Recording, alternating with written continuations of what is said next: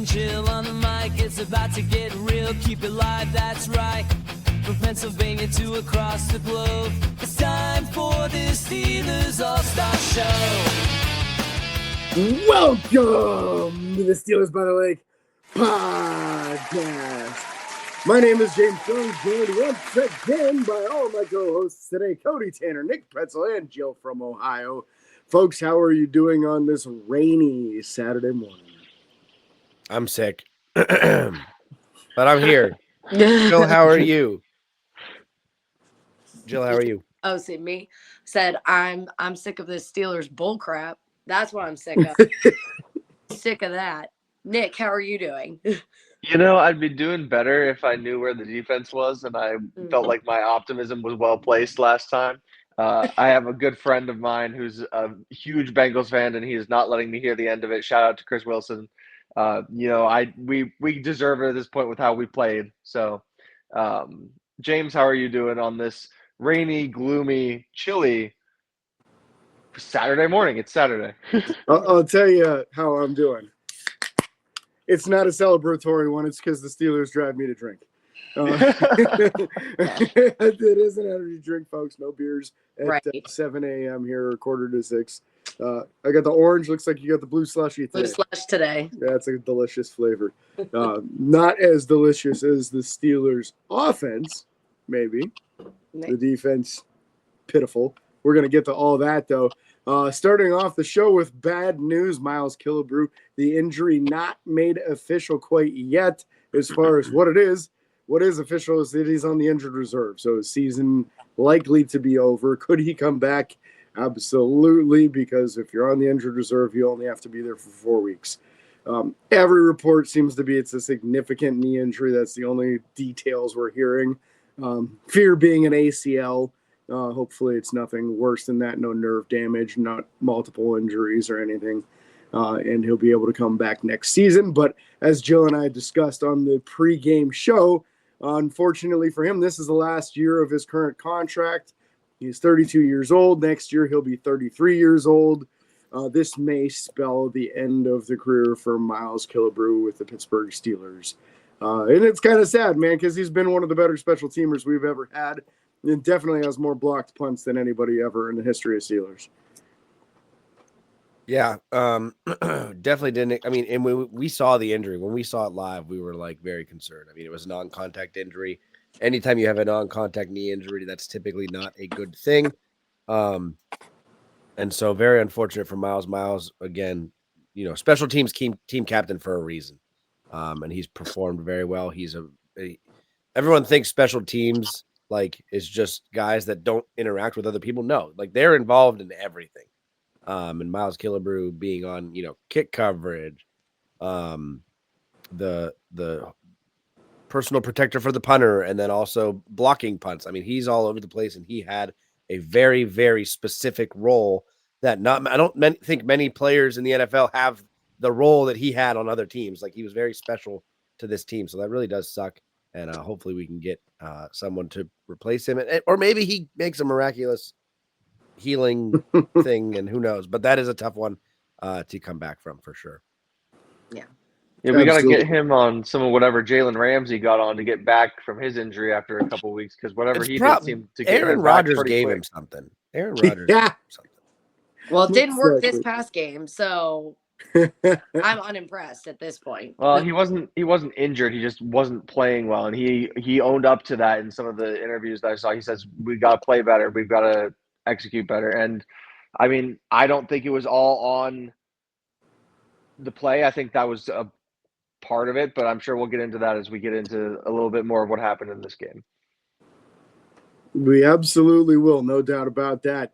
On to the inactives for the game, due to the fact that they did not replace Miles Killebrew on the roster previous to the game. They only needed 4 inactives. So that led us to Calvin Austin III, still not back from the shoulder injury yet, although there is rumor he might possibly be able to return before this upcoming game versus the Packers. Andres Pete, who has been a healthy scratch all season long. Logan Lee and DeMarvin Leal, also healthy scratches. So Pittsburgh going with Esezi Otomewo again this week. which if it was deserved, I thought he looked the part appropriately versus the Browns. But it didn't appear to me that anyone on defense really looked the part this week. And we're going to get into that. Our next stage here is the recap of the game. And there was positive in this game, right? And it just unfortunately seems that all the positive was on offense. The defense just putting up a miserable performance after the first couple drives. They actually did their thing, including a Keanu Benton sack on the very first drive of the offense of the Bengals. It kind of gave us false hope. And then it just, wow, boy, did it fall apart after that. But kind of to me, I'd honestly like to start with Jaylen Warren this week rather than starting with the quarterback because the man was on pace for probably a career game. And I felt like one of the miscues of this game was probably not going to him quite enough. And I certainly understand that when you get behind on the scoreboard, it's easy to start leaning on the pass game a little bit more to try to narrow the gap a little faster. But Jaylen was playing out of his mind, and I felt like he needed at least 25 or 30 carries in this game the way he was running the ball. Just finding holes, just surging right through them. We finally saw some big chunk plays, including a 37-yard run, which is the longest of the season now and probably would have been the longest of last season and the season before as well, because that's just the way things have gone the last few years, where if it's a 20-yard run, you might have the long run of the year. So I just felt like in a game where we're probably going to have a lot more to talk about negative than we are positive, I wanted to at least start off with Jaylen Warren in what to me was a very impressive and positive performance and should give some hope for the run game for the remainder of the season. But what's your guys' take on Jaylen and the run game in general in this game? Go ahead, Joe. Very good. I mean, we've been talking. Very good. Be good. We've been talking all season about how we've needed the run game to establish, how that's part of Pittsburgh's identity as an offensive football team. So actually seeing it happen and seeing Warren find those pockets and just run with grit, because I didn't watch a single drive when he had the ball that he didn't like fully complete the play. It was until the whistle blew that he finally stopped pushing forward. And I was like, he's not as big as the bus, but like it was giving that kind of grit running the football. And I thought that was extremely positive. You could tell he was fighting to make sure he earned every single yard that he got. So he came to play. Honestly, the offense came to play, but I think it also speaks volumes for our offensive line as well. This is still a really young unit who is really kind of finding their own still, and to see continued improvement from those guys to be able to continue to mesh better, continue to find those secondary levels where they can throw a block a little further down for Jaylen to kind of open things up. You get Darnell Washington out there in the big game packages, which I'm sure we'll be touching on him again, as well as the rest of the tight end room, because another bright spot of this game, in my opinion, was the tight end room. absolutely. But just Jaylen, like Jill said, is the remaining angry runner on our team. And if he doesn't get an angry run for this week, I don't know what they're doing up there. But, he was finding the holes, but the holes were also being created for him. So I think it speaks to the continued improvement of this young offensive line, which is awesome. And hopefully we can find a quality replacement for Sayamalu, who seems to be one of the weaker links on the line now that he's getting up there in age and can't move as well, and had a couple injuries over the past couple of years that I think might still be lingering a little bit that affect his play a bit, as well as the age. But it's really good to see our young offensive line starting to gel, starting to be able to call things out a little better, to be able to find those secondary and tertiary blocks as they move down the field, which is great. Yeah, I thought Jaylen Warren is, one of the top highlights of this game by far. And I thought for a minute there after the injury, and when we saw them use Kenneth Gainwell a lot, I was really concerned they were going to get away from using him, and I'm very happy to see that's absolutely not the case. And I'm also happy that Aaron Rodgers is still building more confidence with Jaylen Warren. Jaylen Warren is by far, I think, the best running back we've had probably since Willie Parker. No, sorry, Le'Veon Bell, obviously. If James, if you're saying Najee was better than Jalen, you're crazy. No, just going as far back as you went, I thought was crazy. No, that's fair. I forgot. I black out Le'Veon every now and then because of the way that ended. But, I mean, he's just a phenomenal runner, tough runner, angry. He could get an angry runner award every freaking week. The man's a little tank, a little meatball. Him and Cam Scattaboo should have a fight off for most angry run of the year, I think, at the end of the year. So, but it's exciting to see him perform the way he is because I do think he's going to be a pivotal part of any potential future playoff run this team has. So, very exciting for that. Yeah, I couldn't agree with you guys more here. Jalen, not only the hardest runner of the running back group, which that was kind of the reason that Caleb Johnson was brought in, is because of how hard he ran in college. He just hasn't had a lot of opportunity yet on the season. Unfortunately, didn't get any carries in this game. I understand why. You didn't go heavy on the run because you fell behind so early. And honestly, you're not taking Jalen Warren off the field when he's playing like that. Nope. It's crazy to me that, Jalen is so effective as a receiver out of the backfield. He's so elusive in the open field. He's incredible on his pass blocking. Like, the way this dude steps up and hits blitzing linebackers, blitzing safeties, fills in and hits a defensive lineman that has somehow snuck through and just stones him every time. He doesn't get run over. It's incredible, his level of effort. And when you see him getting 7.8 yards per reception, you're like, hey, that's pretty good, man. Mm-hmm. Almost 8 yards a reception. That's a nice average for a running back. Well, he went 7.9 yards per carry.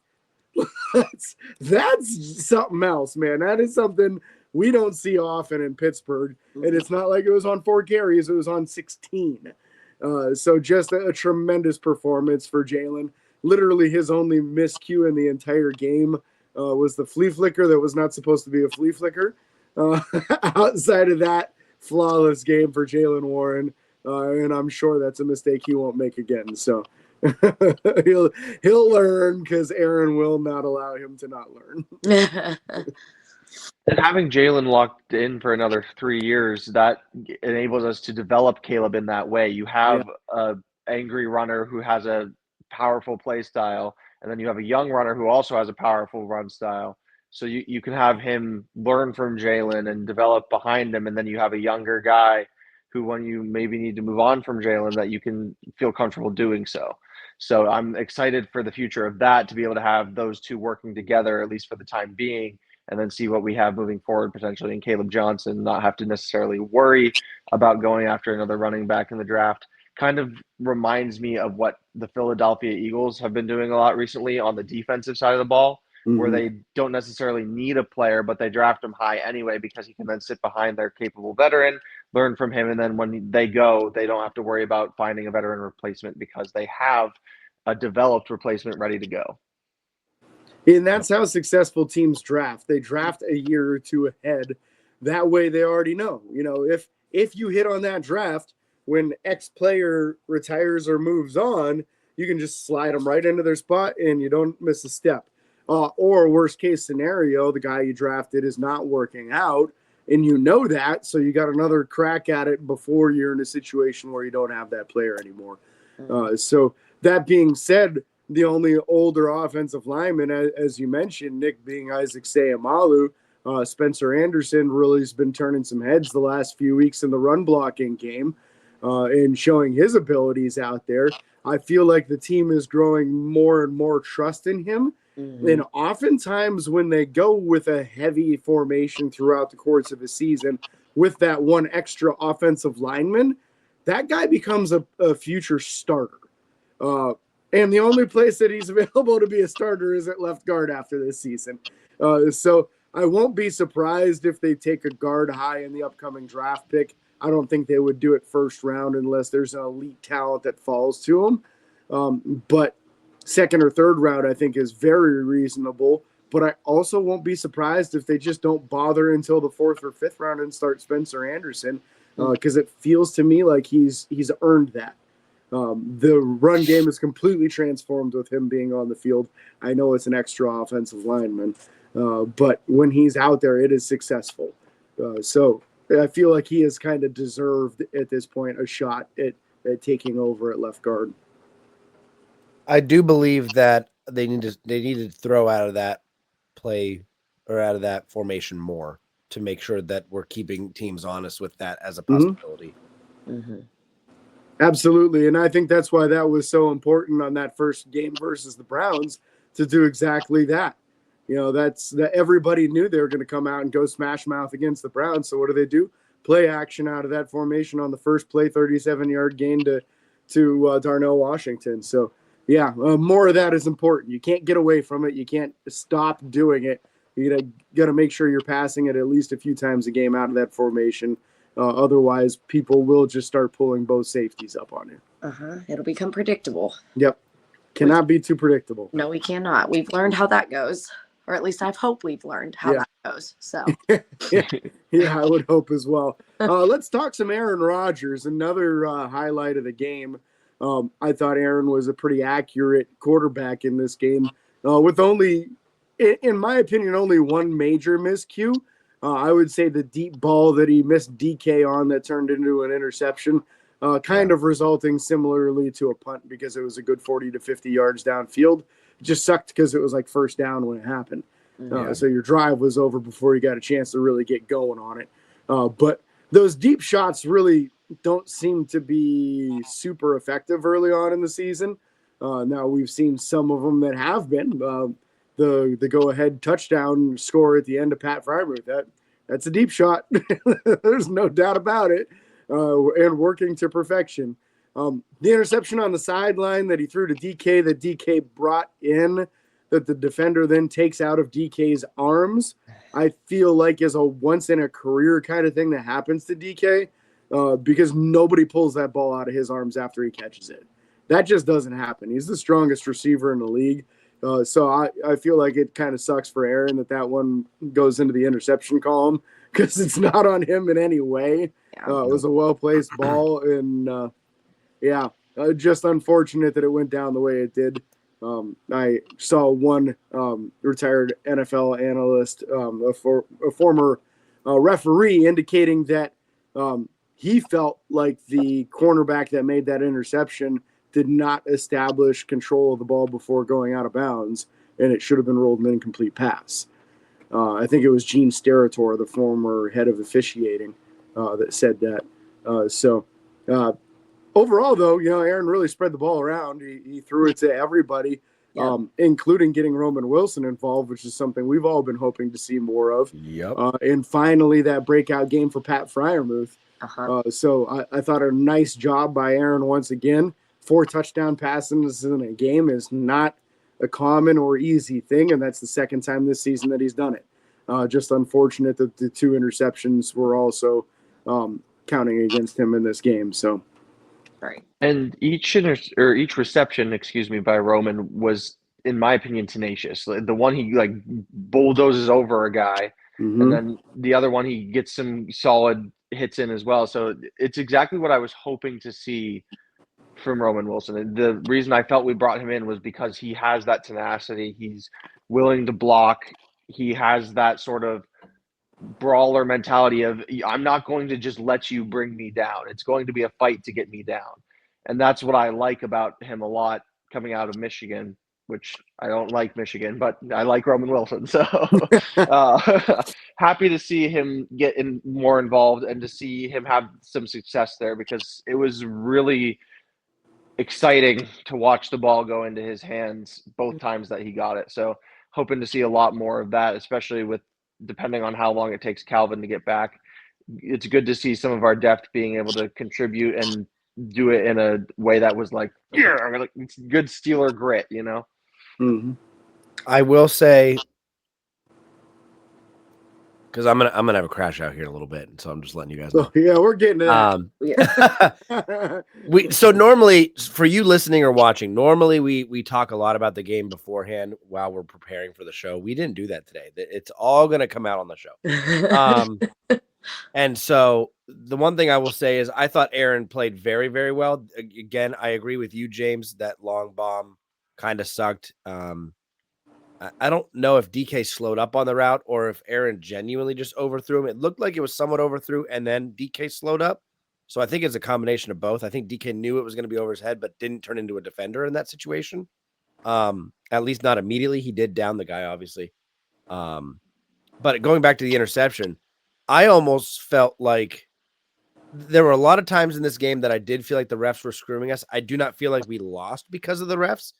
But that interception reminded me so much of the play, was it last week or 2 weeks ago when the offensive player for, I think it was the Browns, was out of bounds when his hand was on the ball. And so we didn't get the fumble recovery pickup for a touchdown. DK was out of bounds and his hand was touching the ball while the defender was still attempting, I think, to possess the ball. And so right there, it should have been called dead. Like, there's no way you can count it as an interception. I think it was before his knee was down.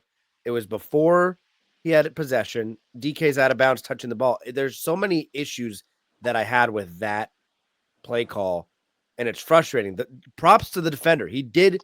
If the out of bounds line's not there, that's a catch. Like 110%, no questions asked. Great play on his part. But I do believe that needed to be looked at more intensely. And I think that you could argue that he was out of bounds or DK was touching the ball out of bounds, which, dead ball, whatever.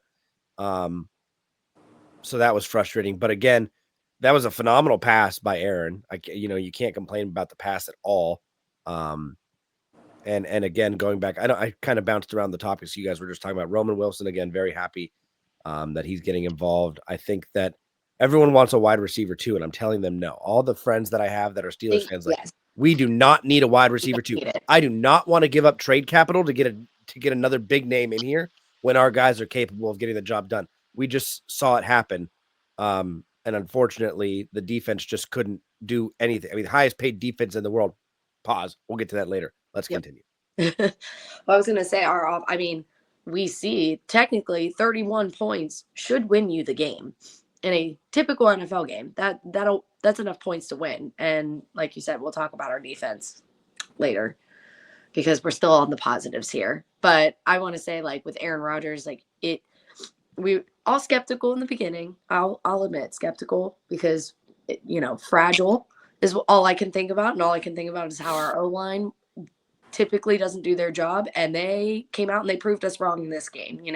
There was one drive or one snap that he was able to hold on to the ball for 8 seconds. I'm like, that's unheard of. I mean, he's just back, and I'm freaking out, but I'm looking and I'm like, he has got all the room in the world. And I'm like, this is amazing for him to just keep his cool. I feel like, and we all love Ben, but Ben would be like, oh, get it out. And he still was scrambling, but he looked collected. And so it just was such a testament to him being the veteran in the room. And even though it was stressful and high pressure, and you know what, Cincinnati was loud. I could tell multiple times where he's in his helmet trying to figure out what's going on and trying to scream at the guys on the line.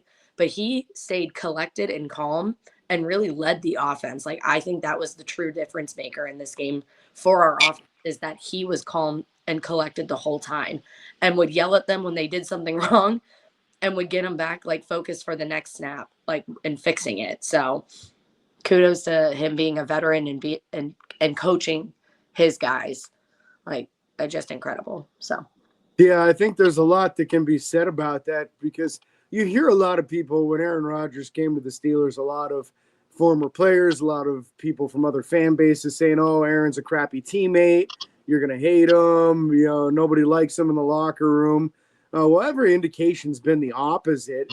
And although he does call people out and scold people for making mistakes on the field, you don't ever see it end in that player hanging their head and playing like crap the rest of the game. They're taking the skepticism. They're taking the training during the game and still pumping out a good performance.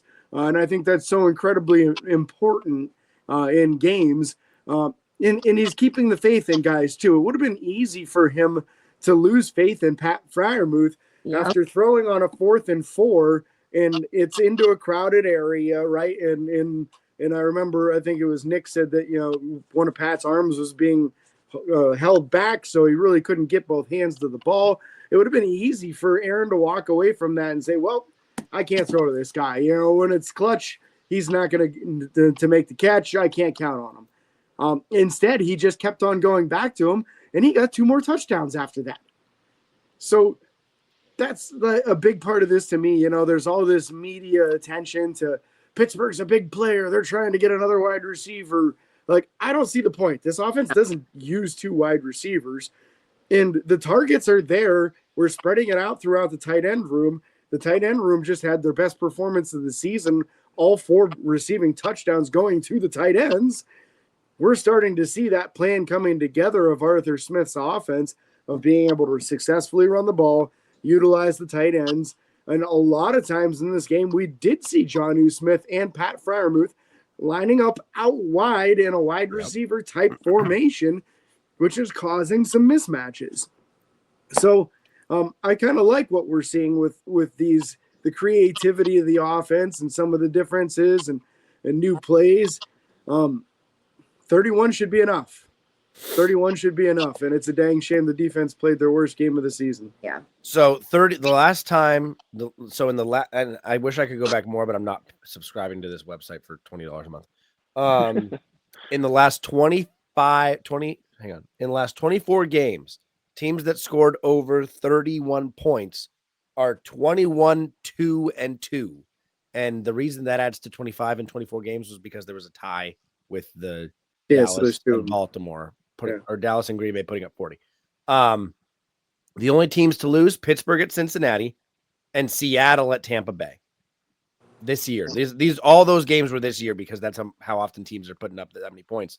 But to be 21-2-2 is just crazy. And then we can't freaking team with Joe. And it is frustrating because of the Joe Flacco thing. But he torched us here too. So well, and that's I think part of the reason why Tomlin was so upset, because he knows he can't stop Flacco. Well, guess what? No, I gotta wait. we're gonna we all need to out Cody. We all the have one thing that bubbling. I'm gonna go back to the tight ends because I mean, James, you said the best game our tight ends have had all year. This is the best game Steelers have had from a tight end group ever. I mean, I looked it up last night. I spent way too much time doing it. There was never a time where tight ends accounted for 4 touchdowns in a game as in a Pittsburgh Steelers ever. So the only thing I wish I would have seen a little bit more is because every team clearly cannot cover when we throw to the tight end in the middle of the field. And I felt like we were throwing to the tight ends at the sideline and then forcing them out. And so I love that we're targeting the tight end. So I feel like that's the great first step. Like, all right, we at least are using our offensive targets. We've been griping about that for years.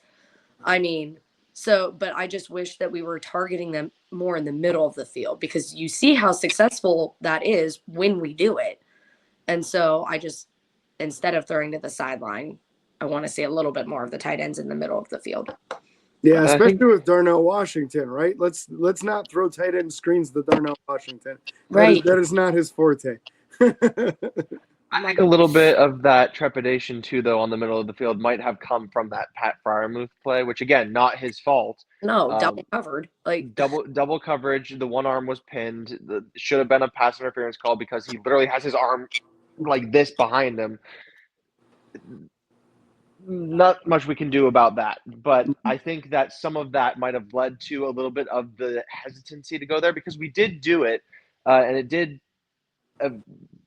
create an effective product. Jonnu Smith had a couple that just gashed him down the middle of the field there.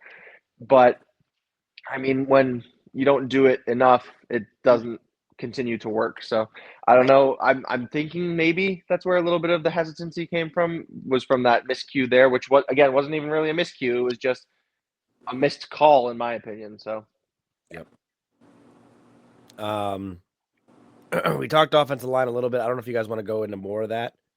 I think they just deserve a huge kudos for this game, honestly. We saw them blank out the Cleveland Browns defense, not allow a single sack. Now against Cincinnati, this is nowhere near as formidable of a defensive front, but they really took a next level in pass protection. Like Joe mentioned before, there was a play where he was back there for 8 seconds. This happened multiple times in this game where Aaron went through his progressions and there's nothing there, and he looks around and he's like, okay, I got time. I guess I'll just hang out here and wait for somebody to get open. And it's been a long time since our offensive line has blocked that well in pass protection that the quarterback could just sit back there and really like untie and tie his shoes if he wants to, knit a sweater. He had all day long to find somebody. And when you do that, someone will get open. So I just thought a very, very good job out of this offensive line, both run blocking and pass blocking. And this is what we were hoping for, is that as the season went along, these young guys would gel, their chemistry would get better, and they would continue to improve, as oftentimes happens with such young players. It appears to be happening right in front of us. Now, we're going to have much bigger tests coming up. The Green Bay Packers are a drastically better defense than what Cincinnati is. So that's going to be a very good litmus test for this offensive line. Can they hold up against a drastically better pass rush, a drastically better defensive unit? But you got to give them credit. You can only play against whoever they march out on the field. And the Bengals defense was not very good in this game. And the Steelers offensive line made them look worse than they probably were. Oh, absolutely. My one complaint is Broderick Jones don't tackle Aaron Rodgers in celebration. Yeah. You don't need your 300-plus pound offensive lineman coming at you from behind unexpectedly just on a celebratory nothing play. And also that one penalty put us back pretty far, which I was a little upset about. But other than that, he played very well. Yeah. And he did the same against Myles Garrett last week. So hopefully when he faces Micah Parsons this week, he'll be able to do the same. But we'll cover that in the pre-show for this week's matchup. Yeah. Yeah, the execution on the tush push, I guess we can kind of criticize that. It seemed like a few guys moved early, and the false start was probably warranted on that. But they never call it for the Eagles, so why are they calling it for us? Consistency is a problem there. So I'm fine. I agree that it should have been an offsides. It was by all means not false start. False start. Thank you. They were by all means going early. But the Eagles do the same thing every time, and it never gets called. And everybody knows it. So if we're going to call it, we need to call it. That's why a lot of people are calling for that play to be banned, because the officiating on it is so bad. If they can't officiate it properly, it shouldn't be allowed. But that just speaks to how bad the refs are, too. So, dang. I mean, we're not going to get into the refs were not great in this game. That's beside the point. Tush push. Is there anything else offensive side of the ball you guys want to talk about? I don't think there's anything we really missed. I feel like all the guys that were appropriate to get a shout out got it. Tremendous effort by the tight end room. And I think there's a lot of things to look at positively from the offensive side of the football. Jill, you are closer to your bold prediction of tight end touchdowns. So yeah. I am. It's great. I wish we just got to keep it coming. Unfortunately, they didn't do my sack prediction that we were on track for, but that's okay. Oh, we still got time. Yeah, and at least they made some progress on it. They didn't get 2 sacks on the game, so not the end of the world, just not as much as we were expecting by any means. Let's move over to the defense. I mean, Cody's been taking notes the whole beginning part of this show. He's obviously not even about the defense. That's not even about the defense. Defense, honestly, I don't know that there's a single player that I can look at from the defensive side of from this game and say, this guy had a really good game. There were good plays here and there.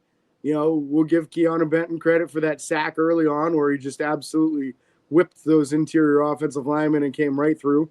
I'll give Cam Hayward and TJ Watt a half a nod each for the half a sack that they got. And I felt that there were a few plays where Joey Porter Jr. showed some really sticky, really tight coverage. I'll give half a nod also to Chuck Clark for the one massive hit Yeah. that he had. So Yeah. Outside of that, it was miscues all over, missed tackles, very, very poor coverage in the secondary. You literally built this defense and went out and got these high-profile corners to match up against Jamar Chase and T. Higgins, and they just got torched all day long. Neither one of these guys looked like they could hang with either one of them. Once in a while, we saw some decent coverage from Ramsey versus Higgins, but we did not see decent coverage versus Chase from anyone this entire game. And the only effective weapon used was a double team late in the game, but that was literally with like 4 minutes left in the game. That should have been an adjustment made after the first quarter. You know, when Jamar Chase was already up to 5 or 6 catches in the first half and starting to catch fire, they should have started the double team right then. So just a poor job individually by the players, but also a very poor job by the coaching staff of adjusting and being able to say, hey, our guys just don't have it today. For some reason, they had no problem against Justin Jefferson and Jordan Addison, but here comes Jamar Chase and T. Higgins, and somehow they look like Superman and the Hulk out there, and they're just completely unstoppable. So I felt like the two of them should be kind of embarrassed by their performance in this game. I would love to see them really fired up and prove that they're not washed in the next game, but it's understandable for anyone who has skepticism after that. Yeah. I mean, one of the things I thought of after this game is, man, I don't know if you can take a quarterback in the first round because it seems like the deficiency at corner is too great now. And that wasn't something I thought of last week. You know, that wasn't really something I thought was an issue previous to this game. But the corner room outside of, you know, like I mentioned, a couple of decent plays out of Porter, and I think Ramsey had one breakup late in the game that was really nice. But just a subpar performance for these guys. And anytime the star wide receiver from the opposing team sets the franchise record for most catches in a game, you didn't do good enough. And you not only didn't do good enough, you did a very poor job. I'm going to share something with you guys real quick. This is this is the route tree from this game. Out pattern. The out routes and the slants and the crosses. He didn't run. I don't think he ran outside of the lower part of the screen here on the left-hand side. I don't believe he ran a single double move play. It was not once did they do something different. Not once did they change up how they were running this play. And especially those out routes on that left-hand side. Yeah. And the one on the right. That was all late in the game to put them in field goal range and all this. Like just the fact that we can't make simple like switches in the middle of this game to fix that problem. That, I mean, I understand you're if you double team someone, you're taking a coverage away from somewhere else. I think it's warranted, guys. Yeah. I think that shutting this guy down is important, guys. I think as a defensive coordinator, you should understand that, guys. I am blown away that we let Jamar Chase set a franchise record and put up 161 yards against us. 94 of those coming after the catch. It was just and that shows how much distance and separation he had from these guys as well, which is horrible. And that's not including, I believe, all 4 of the pass interference penalties from 2 from Ramsey and 2 from Porter that were correct on, I believe, covering Jamar Chase. So gaining yards from those as well, which it's and the one in the end zone was bull crap. I agree. I agree. There were some very poor, and that started everything. That one really pissed me off. Because their first touchdown in the entire game is a very obvious push off, and instead they call defensive pass interference when literally he shoved Ramsey to the ground. This is 2 weeks in a row we've seen a Steelers defender, a corner specifically, get shoved to the ground by a wide receiver and then get flagged for pass interference for it. So the refereeing has to be improved, but yeah, in general, the refereeing was not the reason why Jamar Chase went off so big. No, I just wanted to add to it that in addition to all that he did, he also drew some calls that gave them additional advantages. And I don't believe for a minute that the refereeing is what lost us this game. That's on the defense. I just was pointing out at some additional bad calls that didn't help in the case. Like Sure. when you don't have good play, you're going to be hard on defense. You're going to be hard pressed to win when the refs are also not doing the best job with officiating. I'm not blaming this game on the refs in the slightest, but there were some missed calls. I thought 2 of the pass interference calls were not pass interference by us. The other 2 I could see. But the one that James, you mentioned in the end zone where Ramsey got again thrown to the ground for the second week in a row, and then they call it on us again. That's starting to make me really mad. And then there was one by Porter that even the officiants were saying, and the not the officiants, the Announcers. The announcers were even saying, like, I don't know, that just seems like some normal hand fighting to me. So it seemed that way to me. It was too, up until the push. It absolutely was normal hand fighting up until that push happened. Yeah. So I don't know. It just is a little bit infuriating when you're already not playing a good game and then you have a couple bad calls on top of it. But again, I don't attribute the loss to the officiating. That's solely on the defense just deciding that they weren't going to show up, which I think might not be entirely their fault. Cody and all of us really were talking about it throughout the week here or throughout the game. And it feels like a week. It's only been 2 days, but it feels like it's been a week when you have such a disheartening performance. But on a short week against a divisional opponent, Tomlin has not won a game. He has not won a Thursday night football game against a divisional opponent. And that's telling. Like he is apparently incapable of preparing his squads to be able to go into a hostile environment on a short week and to be able to perform. It's his kryptonite. So hopefully that contributes to how we'll play moving forward.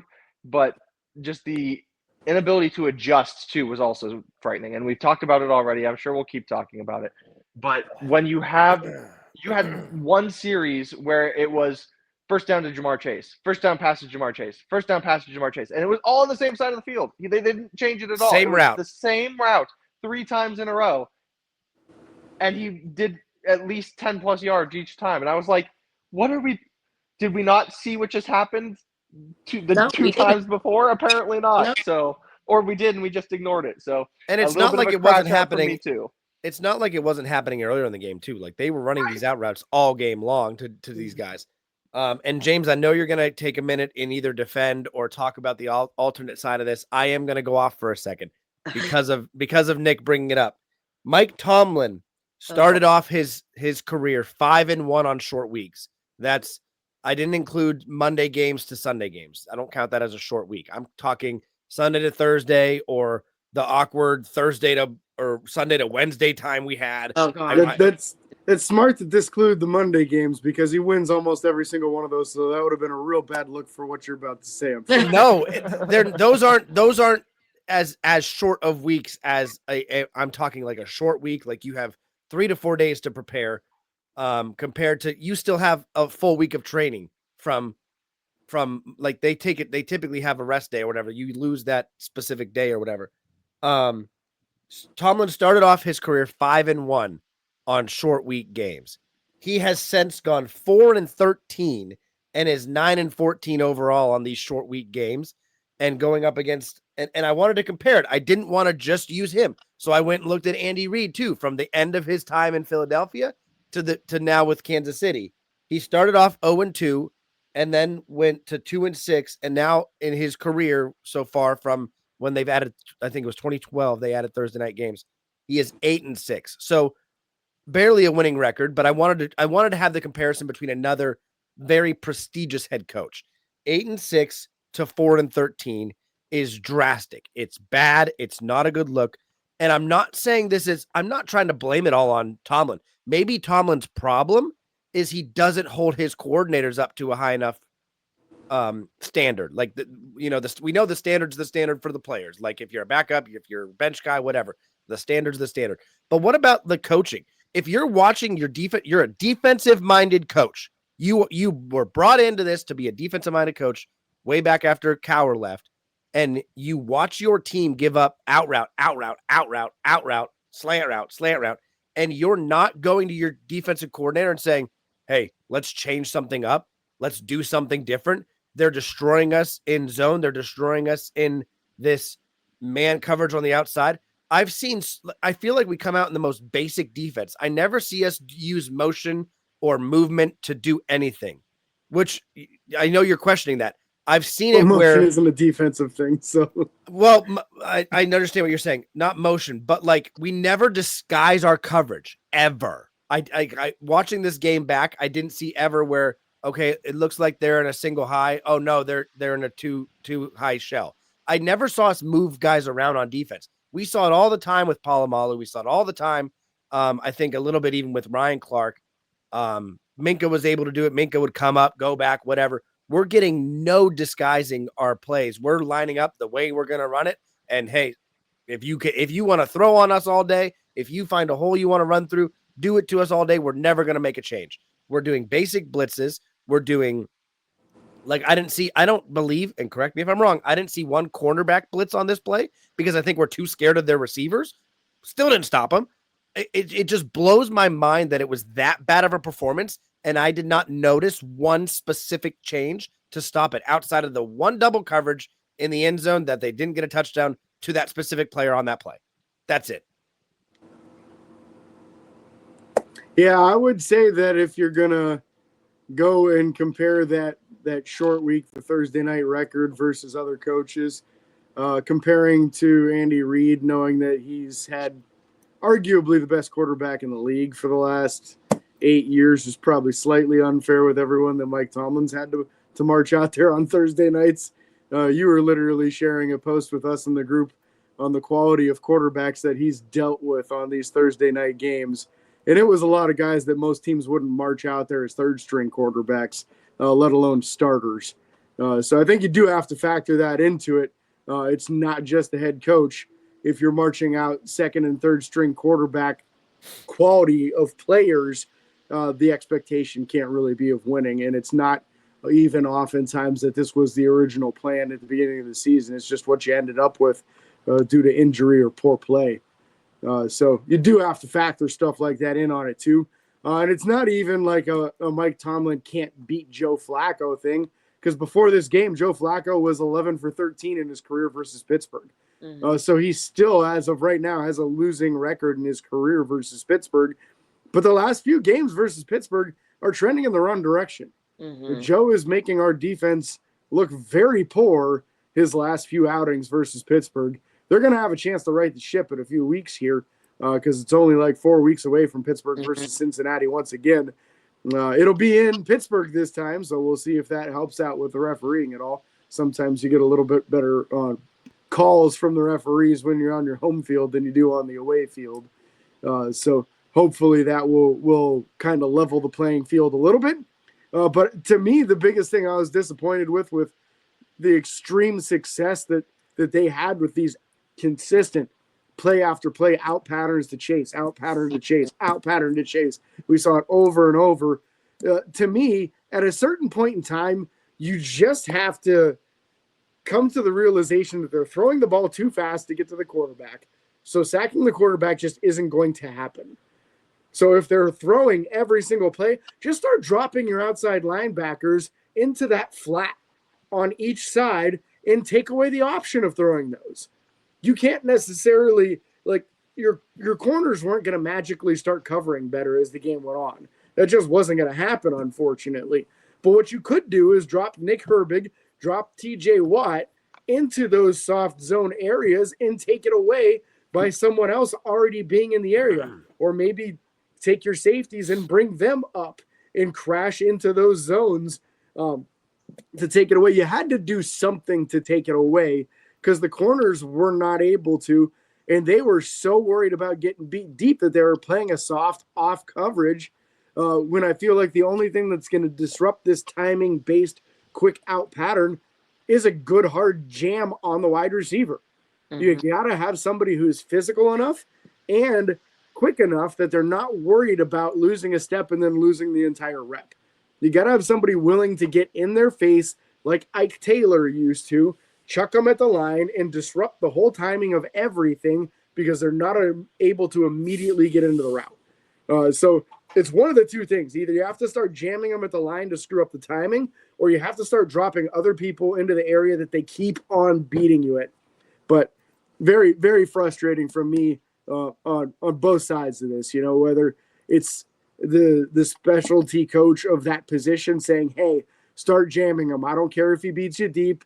We'll rely on the safety to cover it over the top. But you got to start jamming him because he's torching us. Or you tell the outside linebackers, hey, you're just not getting there today. Start dropping into coverage and helping these guys out because they're not doing it. Yeah. That would have And been TJ, for us to make. go ahead. No, yeah, go ahead, Joe. No, I just am saying that would have been a nice adjustment for us to make. Well, and TJ and Herbig, and I mean even Highsmith have shown their ability to intercept passes and things like that. So dropping them into coverage is not going to, in my opinion, give your defense an Achilles heel at all. It's not going to cripple them in any way. That's something that they've shown that they're able to do. So even if you do have them even just kind of disrupt at the line or drop back and play a little bit of coverage, you're not really losing too much because, as you mentioned, the pass rush isn't effective at this point anyway. So it actually probably would have made a world of difference to have that going on. But again, no adjustments made, giving him the same soft coverage and playing off. And then, like, I had a gripe with a lot of the times that Darius Slay was in coverage because he would go and try to, like, shoulder check Chase, and he would either whiff or just not get the big hit that he needed because Jamar Chase is a strong receiver. And Chase would just body him and then keep going and then gain a buttload more yards. So it was just the execution and the choice to not make an adjustment was both very upsetting, and I'm still mad, and I'm trying to keep my cool because we don't need to have entirely a crash out show here. But it's definitely a justifiable crash out to be sure. Right. It is. And we should be upset with the play of Darius Slay because I felt like this was easily his worst performance of the season.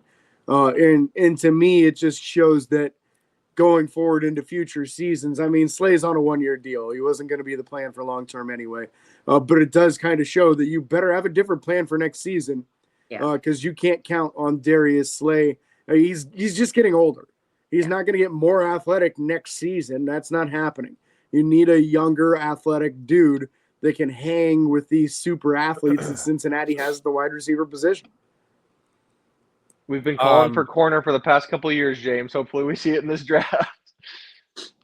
Even if you were going back to what you just said, James, even if you were to drop the outside linebacker on the side that Jamar Chase was on, just to help that one side would have been huge. But we saw none of it. Yeah. So I agree with you on that. And then I just wanted to give you another number because you talked about Andy Reid. And you're going to say the same thing about John Harbaugh having Lamar. John Harbaugh's 11-3 on short weeks. So I had to give another statistic real quick. I couldn't think of another. I couldn't think of another long-term coach. To be fair, even sorry, go ahead. No, I just couldn't think of another long-term coach to use. I didn't want to use Belichick because Cheatriots. Amen.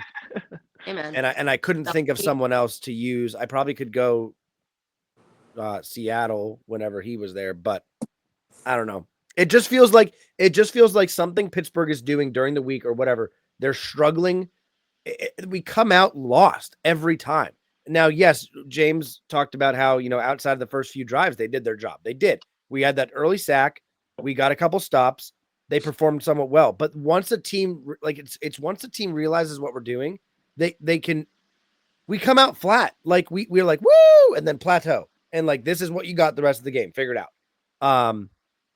And I don't understand why it happens on those short weeks so often. I don't know if it's because of short week that we limit our coaching changing. Like, do we limit what we do? Do we limit our play calling? Like, is it because we don't have as much time that we're doing something different or more basic when I think it should be the exact opposite? Hey, we have a short week. They have a lot of film. We're going to change this drastically, change this real quick. We're going to focus on this. Like, I don't know. It's just confusing to me as to how it's so freaking bad. I feel like the short week just kind of limits you in having enough preparation time to make drastic changes. Yeah. You only get like 2 actual practices on a short week like that. So they really can't make like, here's 20 new plays for this week. It's just not enough time to practice it thoroughly enough because of all the limitations of the CBA now. You're not allowed to do much during the week. Well, then here's my second thought. Why not go into the year knowing, hey, in a few weeks we have a short week. We're going to be running this set of plays that week that we're not going to show until then, or we're going to be running this style defense. Do something, like plan ahead, like have a calendar, look ahead, like figure it out. I don't know. It's just crazy to me that it's this bad of an issue. And again, I'm not saying Tomlin should be fired for this. I'm potentially saying Terrell Austin should be fired for this, but Potential. the fact that there's no changes just blows my mind. That is a standard thing in the National Football League, that if you're getting beat a certain way and your name's not the Cleveland Browns, you switch something. Like, what the heck? Well, and speaking of the Cleveland Browns, I think that a lot of what we saw versus the Browns is what we saw versus the Bengals. It's just that the Bengals had better execution. They had a quarterback who could get the ball to their receivers. They had receivers who could catch the Browns ball. Quarterback. Well, yeah, well, because but that's what I'm saying is, like, with Dylan Gabriel, the passes weren't on time. He hit Isaiah Bond in the face. Jerry Jeudy had bricks for hands. We would have seen some similar issues, I believe, with the Browns game if our pass rush had been shut down, because the Browns offensive line was playing terrible and was hurt. But if they had shut down our defensive line like the Bengals did, I think we would have seen a lot of similar issues, because there were times where if Jeudy caught the ball, he would have been going and gashing us for a play, or he would have been in the end zone or something along those lines. We had some better play from our corners, and I say some, not a lot, but I saw a lot of things in that Browns game that in the secondary worried me. It was just that the pass rush was so effective and Gabriel was so rattled and so short that he couldn't see over his offensive line, so he's hitting receivers in the face. That kind of contributed to our success there. So it's a worrying thing to see how this secondary has been playing and the lack of adjustment at all, because I feel like it was a last week issue too that just didn't hurt us as much, because we were playing a not as good opponent who decides to trade the best quarterback on their roster to the division opponent that week. So I've got a couple things to say. Let me go off, Joe. Go off. Especially because I do have to unfortunately leave in about 4 minutes. So, but I want to say, like, one funny comment of, just to be a good quarterback, you just simply have to leave the Browns. Like, you simply just can't be a part of the Browns organization, and then all of a sudden we're good quarterbacks again. So I just wanted to put that out there. 2, with the Thursday night and like discussion of how Tomlin is doing, like, our offense did its job this past Thursday. It was simply our defense that did not do it. And I'm more mad about that, especially because we rested them on Sunday. Like, a lot of our defensive guys only got about 50% of the defensive snaps, except for Patrick Queen. I'm pretty sure Patty Q played every single defensive snap against the Browns, which was great because he had a great game against the Browns, but then you barely saw him this game. Like, our middle linebackers were, where were they? Mm-hmm. I have no idea. Which is historically not true with them. I mean, I feel like they've started to grow and become the athletic guys that we know that they are, but they were just non-existent this game. And so I'm questioning, like, well, should Patty Q have taken all 80 plus defensive snaps that he took? I don't know. I don't know what snap count was for Wilson in the Browns game. So I don't have that pulled up, but I remember 100% snap. Okay, so like that is from Steelers Wire. It looks like it might even be. So you had your middle linebackers taking every snap, but then you had like TJ Cam, like Benton only taking 43. TJ 60%, Keanu Benton 60%, Alex Highsmith 57%, Cameron Hayward 52%. For Browns or Bengals? For Browns. Okay, so you had them resting the fourth quarter. I'm just kind of, I mean, you can't rest them all in the fourth quarter. I get it, but. So it's not a question of like resting. It's just, I think it might be that we don't have enough time to come up with new creative plays to stop Jamar Chase. But it feels like it could have been easy solutions where you're changing, like you said, James, like we're going to destroy them here versus because what we're doing currently isn't working. And you can't, that is the definition of crazy, doing the same thing and expecting a different result. And so our defense style of play was just simply crazy because you kept doing the same thing and you wanted something different and nothing was going to change.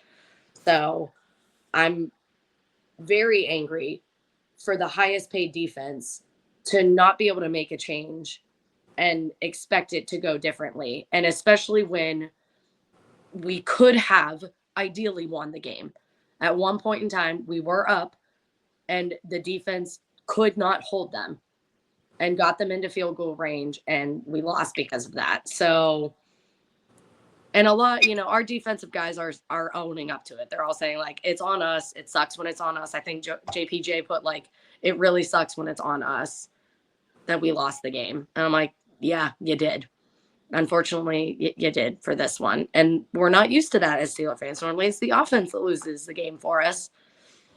I just would love a game where both parties can be one collective team and just win the game. So anyway, but I have to go. So I would like to add to what Jill just said as she's signing off here.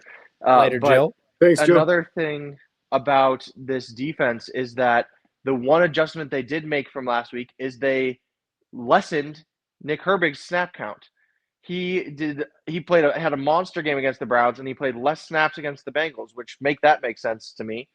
And then the one thing I did also want to mention on the offensive side of the ball, which was for as great as the game Pat had, he, in my opinion, should have had the wherewithal to go out of bounds before running into the end zone to give us some time to run a few smash mouth plays. Now, does that give you a little bit of a worry that you can get in the end zone? Sure. But if you can run that clock out and run it down, you have a better shot at winning the game. You don't have to let your defense that has been playing like crap out there again. You don't have to let them put the game on them, and you can kind of leave the game in the hands of Aaron Rodgers, who, as we mentioned, and I'm only going to give him the one interception because, as Cody mentioned earlier, the second one is really not his fault. Shouldn't have even been an interception because DK out of bounds. But Aaron Rodgers is playing a good game. Jaylen Warren's playing a fantastic game. Your offensive line is creating holes for him. If you can go out of bounds at like the 5 or the 2 and run a couple extra plays and run the clock and not give them the opportunity to march down the field, I think that was a bit of a mistake there to run it into the end zone. Whereas the Bengals on the flip side slide down and then they could run the clock. So it just seemed like a poor decision there. That definitely should. I forgot to bring that up earlier with the offense. That's definitely something that's a talking point. I don't think Pat was wrong to go into the end zone with the way the game was going by any means, and I don't think anyone blames him for that. Yeah. But I think if we would have got it down to the 2-minute warning or something, that would have helped. But I also didn't want to take the chance of having to get stuffed on the goal line and then have to go for it on 4th down to try and get a score there. So that's a tricky one. I think if our offense was having more consistent success in the red zone, we got held to a field goal, I think twice in this game, if I'm not mistaken. Just once. Okay. I think I would have been more comfortable with that. But I also think there's an aspect that Pat was excited and I don't blame him. He's been not getting the ball very often. I think if Pat's more consistently involved in the offense, maybe he does debate on falling down or going out of bounds or sliding there, whatever. But I think that was just a moment where he's like, holy crap, I got the ball. Aaron Rodgers actually threw it to me. I'm going to score. And I don't blame him one bit. Right. And I'm not like incredibly mad at him for that. I know you aren't. And I'm a huge Pat guy. I'm a Penn State fan. I loved watching Pat through college. I was ecstatic when the Steelers drafted him because he's a great guy, a great player. Happy to have him on the team. I love Pat. Great dude.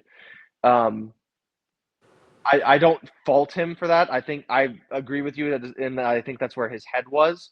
But I disagree on not letting the offense that's been cooking and Jaylen Warren who's been cooking, and when you have Darnell Washington and Spencer Anderson and you can do the heavy sets and you can be at the goal line and you can effectively run the ball, because we were effectively running the ball, and run out the clock and give yourself a chance to do a walk-off touchdown as opposed to putting out an offense and to going back against an offense that's been gashing you all night, putting out a defense that's been getting gashed all night and putting it in their hands when you've been seeing the result and you've made no adjustments. I don't agree with that. Yeah. I think to me the difficult part in this is the fact that Pittsburgh was losing by a significant amount at the time. If Pittsburgh had the lead, then it's easy for Pat to just take a knee at the 2-yard line and then just burn clock on offense. But they had to get a touchdown. You couldn't settle for a field goal. You would have still been losing the game. Yeah. So I think that's to me where, like, I get why people wanted him to like go out of bounds or just go down and burn more clock and not allow Cincinnati to have the ball with as much time as they had. But you absolutely had to come away with a touchdown on that drive or you lose the game. So I feel like Pat really didn't have much of a choice but to go into the end zone on there just because the offense had been kind of unpredictable. It had been good, but touchdowns aren't guaranteed. And if you stop at the 2-yard line and then you end up not being able to punch it in, everybody's going to say, what the hell was Pat thinking, man? We needed a touchdown or we don't win the game. And then he stops and then we can't punch it in. Like typical Steelers, standard is the standard. Can't even go into the end zone when he needs to get the win. Yeah. That's you can't take the chance of not taking the lead when you absolutely have to have it that close to the end. And the other thing I just wanted to mention real quick with the DK thing on the sideline, the only way that gets ruled incomplete by him touching it while he's out of bounds is if it's a loose ball fumble type situation. If another player has possession, him just standing out of bounds and touching the ball is not enough to count it as out of bounds. Okay. So that's the only thing. Now, if that's a loose ball, but that's my thing is it was the other guy's about to recover it because it's loose, just touching it is enough. But because it was in possession of someone else, that's why they can't just roll it out of bounds like that. I guess that's my thing is I felt like it was in between possession of both players, which in my mind means nobody for sure has it, and then he's handled it. So I understand. They always put the emphasis on controlling the ball, which is where the disconnect in my mind is. Like if you don't have full control of the ball before you go out of bounds, then it's a non-starter. So in my opinion, at that point, granted, I'm not an officiant or Gene Steratore. This is why we have James Strongator up here at Steelers, by the way. I like to call him. But, this is why we have him here to help us with that. But in my rationale, as just a fanatical fan, and also it doesn't help that we lost the game. So you try to rationalize any way you can. The loose ball is the appropriate thing to be focusing on this is that did that player have enough time to establish possession himself before going out of bounds? And I didn't think he did. So I was less focused on the fact that DK was touching it while out of bounds and more so did he complete taking it away from him and fully establish control of the ball while it not moving around before going out of bounds. I thought it was pretty clear that the ball was still moving around and should have been ruled incomplete. But you weren't getting that call in Cincinnati, not on that day. Nope. No, you were not, which is very unfortunate. Going back to the defensive side of the ball real quick, because that's where we're still kind of at. It sucked to see us get so confused on that simple cross late in the game that there was motion. I mean, it's not like they did an audible and completely switched formation. One guy went across the field in motion and we got completely obliterated with what our plans were. And it just so happened to work that the one guy everyone forgot about was their best receiver and running the complete opposite way of everyone else. So that was very unfortunate to see. I would have loved to have seen a quick timeout in that situation.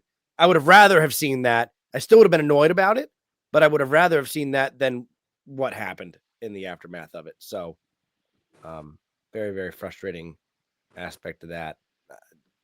I don't have anything else to say about the defense, honestly. We gave our half nods to certain people. We lit them up.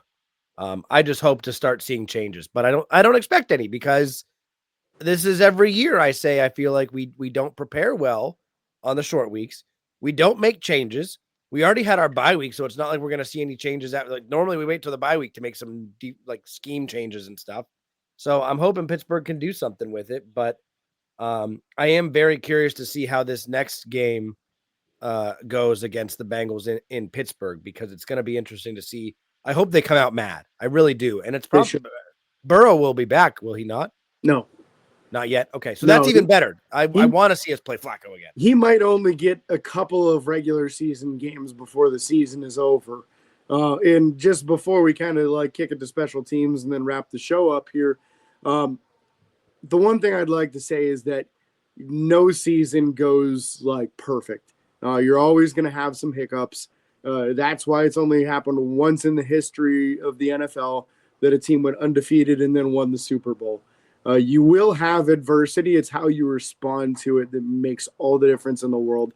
I don't sit in the corner of now I think this team is going to lose every single game from here on because they had one bad game.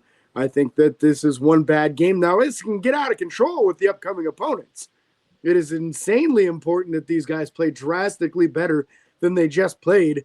But I think you got a lot of veterans with a lot of experience and a lot of pride. And I don't think these guys are going to allow that sort of thing to continue happening, nor should we expect it, because these same guys that had their worst games have all had very good games against other opponents already this season. So I feel like this is just kind of going to be a little bit more of a one-off. Defense will rebound from this and start playing better. But special teams-wise from this game, Keyshawn Williams did show some ability as far as the return game again. Showing that to be a very smart move there. Boswell looking crisp and clean per the usual. Skoranek a demon on coverage like he always is. I thought the punt coverage unit was very good in this game, pinning the return man a couple of times with giving him absolutely no chance of returning the ball. Reminded me of like Miles Boykin, James Pierre early days, where it didn't matter how far you punted it. Those guys got there, and the return man never got a chance to even return it. They always got forced into a fair catch. So I felt like at least the special teams gave us some good play. And we got some answers as far as the personal protector with Mr. Peppers taking on that role. Yep. So that was my hope and speculation on the pregame show that he would move into that position. I don't know if you guys got a chance to listen all the way through on the pregame show, but Joe and I threw some speculation out there about Sebastian Castro. So let's keep an eye on what Tampa Bay does after this upcoming week. This is it. You know, they have the opportunity to try to sneak him to their practice squad after this game.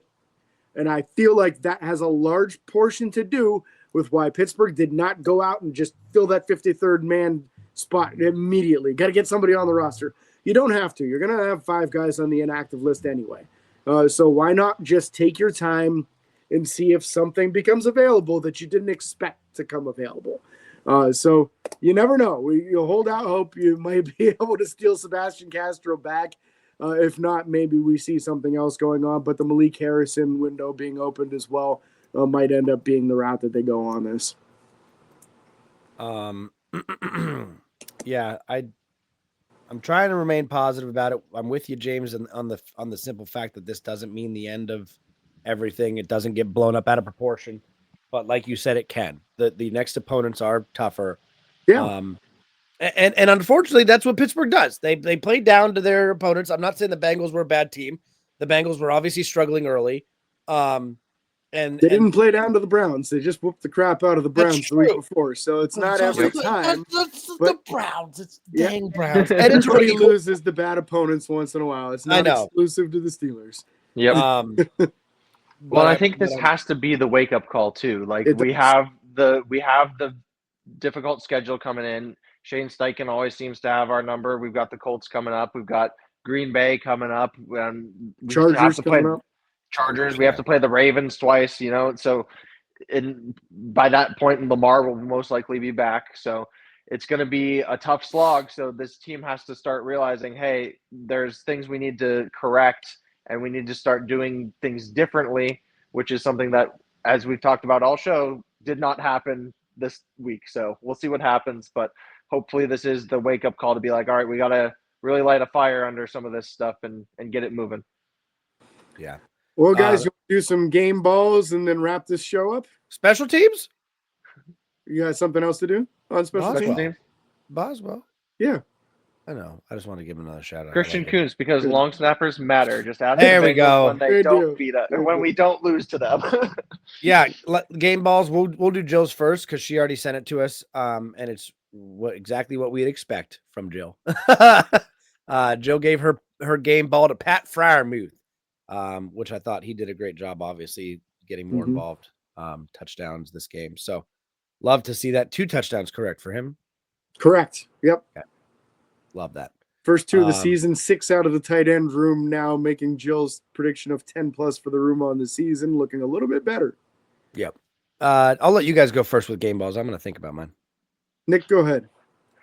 Well, I appreciate that because there's not a whole lot of people. I know want where to you're give a going. Game ball to. Do you? We'll see. There's a few that I would like to, and I'm gonna leave the obvious one for the rest of y'all. I'm going with Roman Wilson. To get him involved, to have him get out there and show that he can contribute when we need him to. I've been waiting to see this for a long time, and it wasn't a large sample size, but every time that the ball was in his hands, I was getting excited, and that's something that I can't say for most of the other guys on this team right now, other than one of the guys I'm sure one of you will give a game ball to, but if not, I'm sure we talked about him already. So that's my game ball is Roman Wilson. That's fair. I think it's important that some of these other wide receivers establish that they are capable of playing as the number 2 when Calvin Austin's out. You can't expect him to be perfectly healthy every season, just being as small as he is. He's going to miss some time from time to time because little guys get hurt a little easier than big guys do, unfortunately. The next guy, not big as far as height, but big as far as play and how stout he is. I can't possibly allow there to be Jaylen Warren not being mentioned in our game. There it is. There it is. I'll allow Cody to be as creative as he wants to be with this final one and not be forced into Jaylen Warren. I'm going to get him out of the way. Tremendous game from Jaylen. Gives you hope for the running game in the future. Gives you hope for there being even elite rushing performances individually in the future. Even the big game-breaking long run. It's just been absent from our offense for so long. We just have not had running backs capable of breaking off home run runs. We have that again with Jaylen Warren, and such a welcoming thing to see. It almost even opens up the doorway for a possible 1,000-yard rushing season again. Seeing something like this out of him, 127 yards rushing on the day, 7.9 yards per carry, and so many broken tackles and yards after contact. So tremendous game by Jaylen Warren. We get a little bit of that kind of performance out of some of the defensive players. Not even all of them, just a couple of them, and we'll start racking some wins back up again.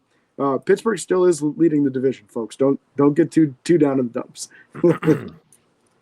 Yep. My game ball is going to be an interesting one for this one, and it's not because of this game specifically. It's going to be because of future games. My game ball goes to the Cincinnati Bengals. Quite frankly, my game ball goes to the Bengals because they now lit a fire, I think. I mean, that defense is full of veterans. That defense is full of players that are going to hold themselves accountable, thankfully, because I don't know if anyone else would or not. And I think that we're going to see – listen, Green Bay is a real tough team. I think we are going to see a different defensive style from Pittsburgh because they have to. Because that defense is going to say, we were ass. We did not play well. Whatever Patrick Queen called himself a few weeks ago when they played like crap. And I think they're going to respond very well. So bravo, Cincinnati. You unlocked the beast. You're going to make TJ Watt go on a tear. You're going to make Patrick Queen livid. I think these corners are going to be like, we got to figure out how to cover the out route now. The defense coordinator has to make changes now because if you come out and do this 2 weeks in a row, and if we let up a bunch of passing yards, there's no, like, it's going to be a wildfire. And I don't think Pittsburgh's going to allow it. I think they're going to make changes. I think things are going to happen. I'm trying to remain positive. So yes, awkward game ball, James. I apologize. You said I could be as creative as I want. Don't say why. Cincinnati told me there was another good option. I could have said Broderick, but he tackled our quarterback. You could have also said Darnell Washington, but I could have, but I didn't want to go tight end room again. I didn't want to go 2 game balls to the tight end room.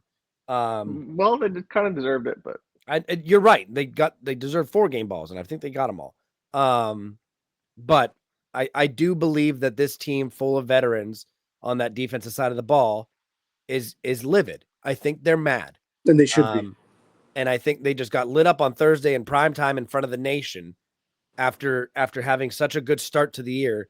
And I'm really thinking that Cincinnati just awoken the beast that might lead us deep into the playoffs. So kind of a little reality check for us. Absolutely. So next Saturday will be our next show. You guys get a week-long break from us, but we'll be returning better than ever, and we'll tell you all about the upcoming game versus the Packers. So enjoy your weekends. Cody, you want to get us out? Just like we want you to enjoy your weekend, I enjoy taking a trip down to the Edinburgh Hotel Bar because we can't have a Cincinnati crash out without at least going and getting some good food at the Edinburgh Hotel Bar afterward. That is very, very true. Very true. Support for Steelers by the Lake podcast is provided in part by the Edinburgh Hotel Bar at 100 Meadville Street in downtown Edinburgh, offering a variety of lunch and dinner items every day, plus catering services and a large room for private parties. Information is available at 814-734-5103 or online at edinburghhotelbar.com. Yes, thank you so much. Appreciate that, Nick. It was a crash out day. It was a bad one. We can't thank you guys enough for being here. Make sure to like and follow on Facebook, Twitter, Instagram, TikTok, and YouTube. Subscribe, ring the bell. It's free. It doesn't cost you a thing. Don't forget the 5-star reviews and Apple Podcasts. Make James very happy. And until next time, this is your host, James, Cody, Nick Pretzel, and Jill from Ohio. Signing off. Peace.